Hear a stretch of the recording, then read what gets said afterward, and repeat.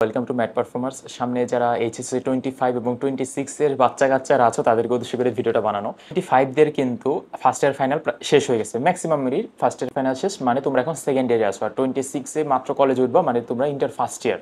এখন intermediate first year অথবা second year সবার উদ্দেশ্যে যে একটা গ্রস কথা আছে, কোচিং অথবা বিভিন্ন ধরনের টিচারের কাছে দৌড়াদৌড়ি করতে যায়, তোমার যে মেইন বই পড়ো না। আজকে একটা জাস্ট শর্টকাট একটা ছোট তোমাকে গাইডলাইন দিব যে একাডেমিকে তুমি কিভাবে ভালোর দিকে আগাবা। বেস্ট যে জিনিসটা ওইটা হচ্ছে আমাদের যে মেইন বইগুলো। আমি এখানে সবগুলো আমার যে বইগুলো ছিল, বর্তমানে এগুলোই চলতেছে, আপডেটেড ভার্সনগুলো। মোস্ট ইম্পর্টেন্ট যারা এসএসসি 25-26 আছে তোমাদের জন্য মেইন বই হচ্ছে মোস্ট ইম্পর্টেন্ট।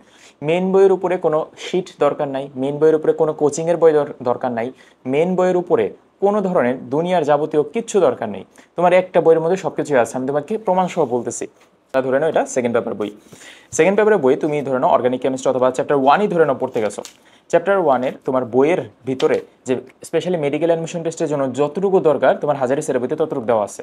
এইচএসসির জন্য যতটুকু দরকার তোমার দেওয়া আছে। কিভাবে এইচএসসিতে আমাদের আসে কি, ক খ আসবে, তারপর গ এর মধ্যে ম্যাথ আসবে, ঘ এর মধ্যেও ম্যাথ আসবে। সব টাইপের ম্যাথ তোমার হাজারি স্যারের বইতে যে উদাহরণের মধ্যে দেওয়া আছে। তাছাড়া ফিজিক্সের ক্ষেত্রে তোমার যে তপন স্যারের বইটা আছে, তপন স্যারের বইতে উদাহরণের মধ্যে সব টাইপের ম্যাথ দেওয়া আছে। এখন কখগুলা কীভাবে পাবা? কখগুলা তুমি একটা কাজ করবা, বইটা আগে রিডিং দেওয়ার পরে বা একটা ক্লাস দেখার পরে বইটা যখন বানানো হয়ে যাবে, ম্যাথগুলো যখন প্র্যাকটিস করে ফেলবা, তখন হাজারি স্যারের বইয়ের অনুশীলনের পার্টে যাবা। অনুশীলনীর পার্টের মধ্যে দেখবা যে সবগুলা ক খ একসাথে দেওয়া আছে। এই সবগুলা ক একসাথে দেওয়া আছে। তুমি তো তারপরে এখানে তো বোর্ডে কোনগুলো ইম্পর্টেন্ট ওগুলো দেওয়া আছে, এখান থেকে দেখে দেখে বইয়ের ভিতর থেকে বের করে ফেলবা। এটা কিন্তু অ্যাজ ওয়েল তাহলে একটা টেস্ট পেপারের মতো কাজ করতেছে। দিকে দেখবা অনেক এমসিকিউ আছে, এগুলো মেডিকেলের জন্য মোস্ট ইম্পর্টেন্ট। এই কয়টা এমসিকিউ হাজারি স্যারের বইয়ের শেষের দিকে দেখবা যে অনেকগুলা সৃজনশীল দেওয়া আছে। এই সৃজনশীলগুলো তোমার যে আপডেটেড বইতে দেখবা যে 22 সালের অথবা 21 সালের 23 সালের যে বোর্ডে আসা যে সৃজনশীলগুলো আছে, ওই সৃজনশীলগুলো দেওয়া আছে। প্রত্যেকটা চ্যাপ্টারের পিছনে তোমার অনুশীলনী, সৃজনশীল, ক খ সব কিছুই দেওয়া আছে। কিন্তু তুমি পড়ো না, তুমি ভাবো যে বইতে কিছু নাই, বই পড়া বুঝি না। বই পড়া বুঝো না কারণ তুমি বইটা ধরোই না। বইটা ধরলে তো বই বুঝবা, বা বই না, আচ্ছা ঠিক আছে ধরলেও বুঝো না, তাহলে কি করবা? ক্লাস আছে, বা আমার নিজেরই হাজারি স্যারের বইয়ের আমি টোটাল ধরে ধরে ক্লাস করাই, ক্লাসগুলো দেখো। মেডিকেল অ্যাডমিশন টেস্টের জন্য ক্লাস করে, তবুও তোমার তো কাজে লাগবে। অ্যাট দ্য এন্ড অফ তুমি মেডিকেলে তো পরীক্ষা দিবা, তুমি ইঞ্জিনিয়ারিংয়ে দাও, ভার্সিটিতে দাও, মেডিকেলে তো একটা এন্ড অফ পরীক্ষা দিবা। আর মেডিকেলের জন্য যেগুলো ইম্পর্টেন্ট, এইচএসসির জন্য তো ওগুলা ইম্পর্টেন্টই। কারণ এইচএসসি তো অবজেক্টিভ আছে, ক খ আছে, তোমার তো জানতে হবে এমসিকিউ টাইপের প্রশ্নগুলো। ওভারঅল কথা হচ্ছে তোমার বিভিন্ন ধরনের শিট, এগুলা আপাতত পড়ো না। তুমি যত বইয়ের দিকে থাকবা তত তোমার রেজাল্ট তত ভালোর দিকে যাবে, তত তোমার এইচএসসি এবং একাডেমিক অ্যাডমিশন সব কিছুর রেজাল্ট তত তোমার ভালো দিকে যাবে। এটা এখন হয়তো বা বুঝতেছো না, কিছুদিন পর বুঝবা। একটা বইয়ের মধ্যেই সব আছে, কোশ্চেন ব্যাংক আছে, কোশ্চেন ব্যাংক শুদ্ধ আছে। ধরে নাও তোমার একটা অ্যাডমিশন টেস্টের জন্য লাস্টে এই যে দেখো হাজির স্যারের বইতে একটা লাস্টে একটা পার্টি আছে, মেডিকেল ইঞ্জিনিয়ারিং বিশ্ববিদ্যালয় আসে এমসিকিউগুলো পার্টি আছে। তাছাড়া বইতে যে প্রশ্নগুলো আসছে রিটেন, ওই রিটেন প্রশ্নগুলো আছে হাজারি স্যারের বইতে। তো তোমার আসলে কমতি নাই। যারা সেকেন্ড ইয়ারের আছো তাদের কিন্তু এই বই হাজারি স্যারের বই বললে এনাফ।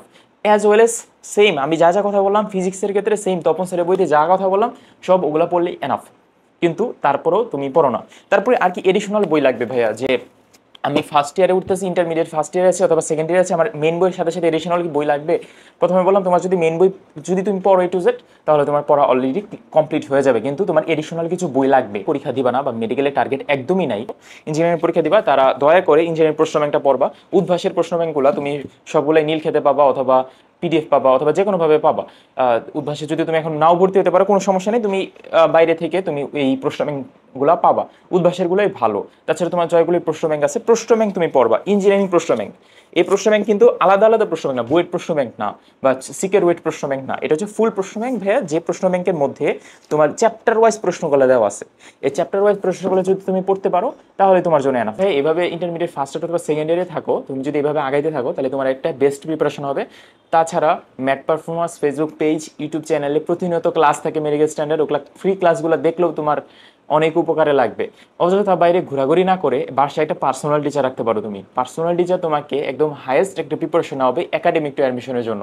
ম্যাট পারফরমেন্স থেকে কিন্তু ভাই পার্সোনাল টিচার দেওয়া হয়, যারা আমার ফ্রেন্ড অথবা যারা জুনিয়র আছে, যারা খুব ভালো পড়ায়, অফলাইনে যারা পড়ায় তাদেরকে আমি রিকমেন্ড করি পড়ানোর জন্য। তোমার বাসার লোকেশন অথবা গার্জেনের ফোন নাম্বারটা আমাদের যে পেজে দিতে পারো অথবা আমার হোয়াটসঅ্যাপে দিতে পারো অথবা আমাকে সরাসরি কল দিও, তুমি একটা বাসায় একটা বেস্ট একটা পার্সোনাল টিচার পাবা। ম্যাট পারফরমেন্স থেকে তোমার কোনো কিছুর কমতি থাকবে না। Personal teacher, exam batch, free class, কোনো কিছুর কমতি থাকবে না। জাস্ট তোমার দরকার, মানে আমি চাই কি আসলে, আমরা চাই তুমি যেন পড়াশোনা করো, এতটুকুই, আর কিছু না। ধন্যবাদ সবাইকে।